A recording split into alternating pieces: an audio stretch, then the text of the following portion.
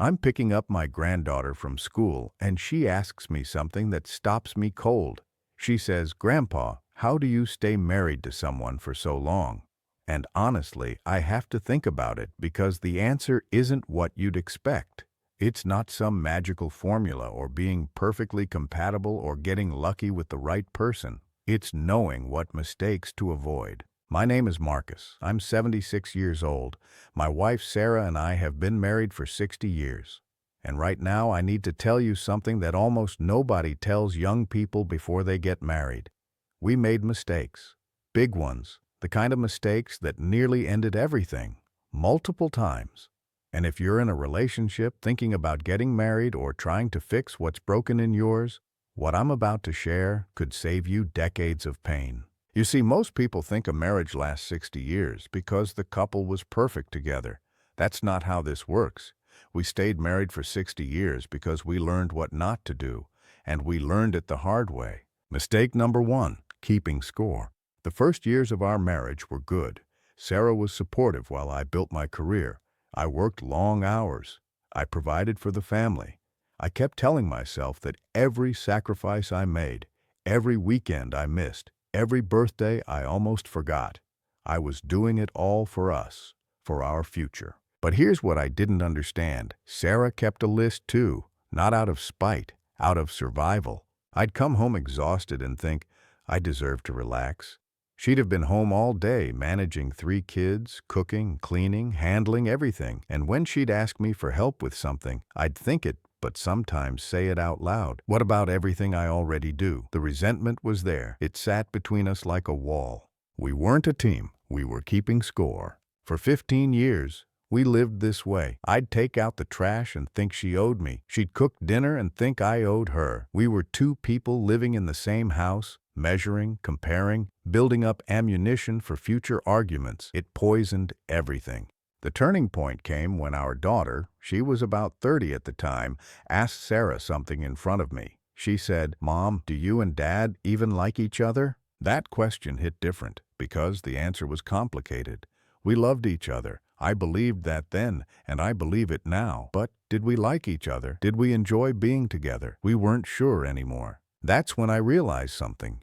When you keep score in a marriage, everybody loses, because marriage isn't a transaction.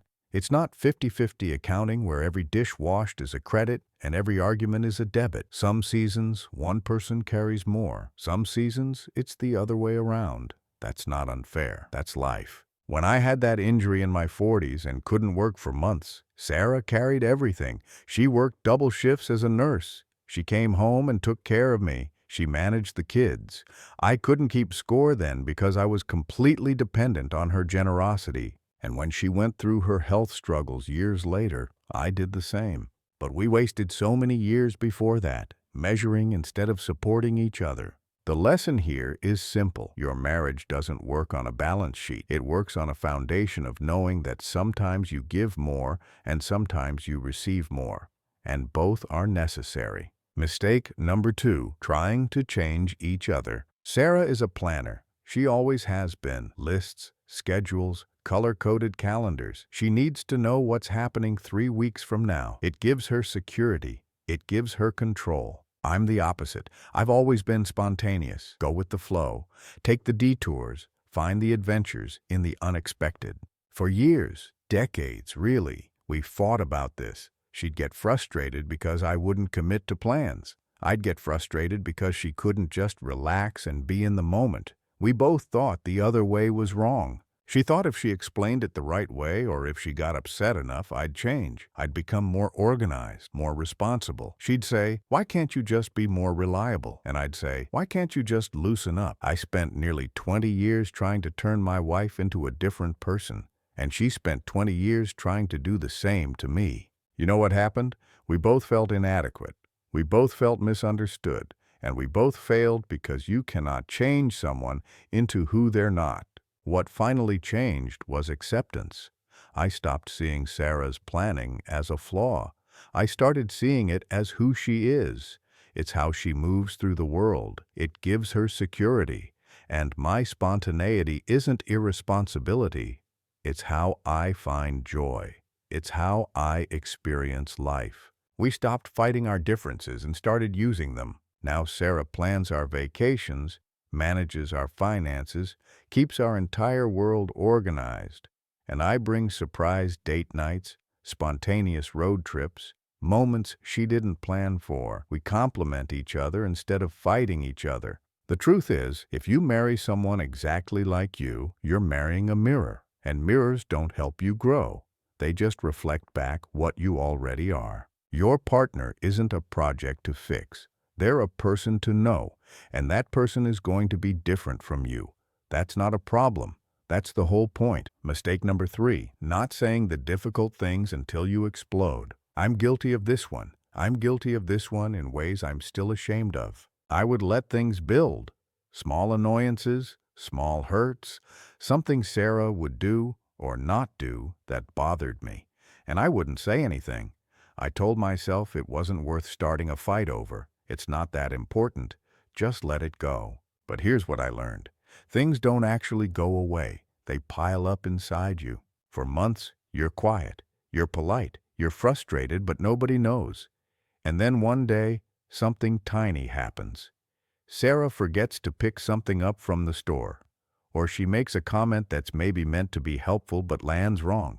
And suddenly, you're not upset about the thing that happened today. You're exploding about everything that's happened in the last 6 months. I remember this one time in the early 2000s, Sarah completely lost it because I'd forgotten to pick up milk. Just milk.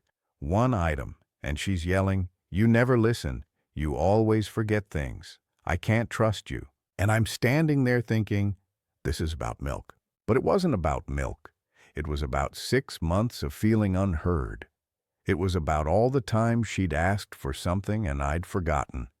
It was about her feeling like her needs didn't matter to me. The milk was just a breaking point, and my response was to get defensive. It's just milk, which made it worse because I was missing her point entirely. We learned eventually that the difficult conversations don't have to be fights. They can just be conversations. If Sarah had said to me earlier calmly, "When you forget things I ask you to do, it makes me feel like you don't value my time. Can we talk about that?" We could have actually discussed it. We could have figured out why I was forgetting things. Maybe I needed to write things down. Maybe I was too distracted. Maybe I wasn't paying attention because I wasn't really present. Instead, she stayed quiet until she couldn't anymore. And then it came out as an attack. And attacks don't solve anything. They just create more distance. The things that matter need to be said early, honestly, and calmly. The difficult conversations are the ones that save your relationship. Mistake number 4, treating your marriage like it can run on autopilot. After about 25 years, something shifted. We knew each other so well. We'd been through so much together. We just assumed the relationship would sustain itself. We stopped dating each other. I don't mean going out to restaurants, though we did less of that too. I mean, we stopped really trying. We stopped talking about anything except logistics. Who's picking up groceries? What time is the dentist appointment? Did you pay the electric bill? We became roommates who occasionally slept together. And the scary thing is, it happened so gradually, we didn't notice. There was no single moment where we decided to stop. It just slowly faded. The romance, the curiosity about each other, the effort. We got comfortable, and comfortable became complacent. I remember thinking, this is what marriage is supposed to be like. The passion fades. You settle into routine. This is just what happens when you've been together this long. But that's the lie we tell ourselves. That's the story we use to justify giving up. What actually woke us up was watching our friends. They'd been married 38 years. Seemed like a solid couple from the outside. Then they got divorced. Everyone was shocked. But when Sarah talked to their ex-wife, the woman said something that terrified both of us. She said, "We were fine, just fine, not happy, not really connected, but we were fine." And one day I realized I didn't want to spend my remaining years just being fine. That scared me more than anything, because that's exactly what we were doing. We were being fine. So we made changes, real changes. We started having dinner together at the table, not in front of the TV, where we could both disappear into our own screens. We started asking each other real questions again, not "How was your day?" but actual questions. What are you thinking about? What's something that made you happy this week? What are you worried about? We started going for walks together in the evenings, just 20 minutes, but it was time that was ours. Nobody else was there. No kids, no grandkids, no distractions, just us. Talking, being together. And we brought back date nights, not fancy necessarily. Sometimes it's driving to get ice cream and sitting in the car talking.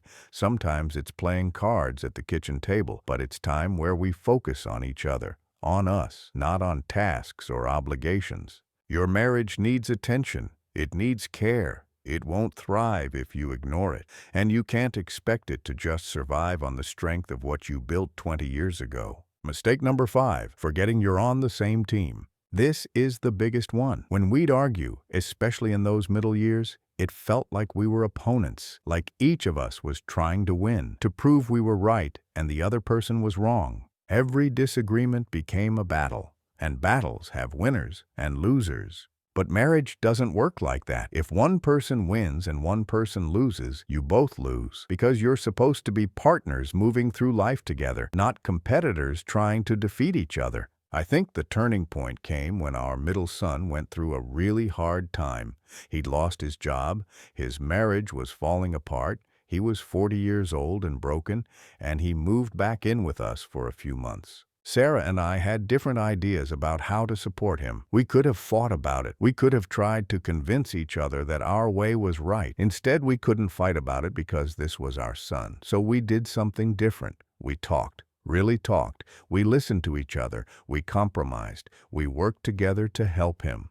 And in doing that, we remembered something we'd forgotten. We're a team. We're not Marcus versus Sarah. We're Marcus and Sarah together facing whatever comes. Every problem, every decision, every challenge, we're supposed to tackle it together. When you remember that, arguments change. You stop trying to hurt each other with words. You start saying things like, "Help me understand your perspective," instead of "you're wrong." You start looking for solutions instead of looking for ways to prove your point. You become allies again instead of enemies. We're not perfect now. Even after 60 years, we still make mistakes. Harold still forgets things. Okay, I still forget things. Sarah still overplans. We still have moments where we fall back into old patterns. But we know what we're doing now. We catch ourselves. We correct course. We choose each other every single day. And that choice, that's what keeps us going. If I could go back and tell my younger self anything, it would be these 5 things. Stop keeping score. Accept who your partner is. Say the hard things before they become explosions. Never stop dating your spouse. And remember always, always that you're on the same team. 60 years is a long time. We've buried friends, raised children, survived losses, and celebrated victories. We've changed so much from who we were when we got married, but we've changed together, and that's made all the difference. You still have time. Your partner is still there. Don't wait for the perfect moment to show them they matter. The perfect moment is now. What are you going to do with it?